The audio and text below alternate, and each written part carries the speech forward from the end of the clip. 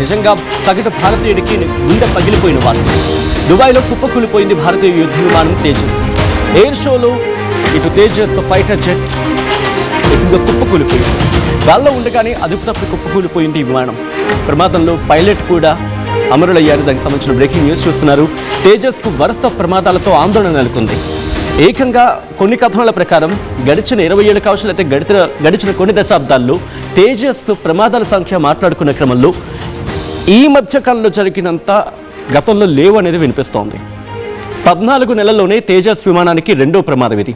ప్రమాదంపై విచారణకు ఆదేశించింది ఇండియన్ ఎయిర్ ఫోర్స్. దీనికి సంబంధించి కొద్దిసేపటి క్రితం ట్వీట్ చేసిన క్రమంలో కూడా మనం మాట్లాడుకున్నాం. అయితే 2001లో తేజస్కు మొదటిసారి పరీక్ష జరిగింది. 2016లో ఇండియన్ ఎయిర్ ఫోర్స్లోకి వచ్చి చేరింది తేజస్ ఫైటర్ జెట్. 2024 మార్చిలో రాజస్థాన్లో ఓ ప్రమాదం. రాజస్థాన్లో ఇటు తేజస్ ఫైటర్ జెట్ కుప్పకూలిపోయింది. రాజస్థాన్ దగ్గర జైసల్మేర్లో. ఇండియన్ ఎయిర్ ఫోర్స్లో తేజస్కు ప్రత్యేక స్థానం ఉంది.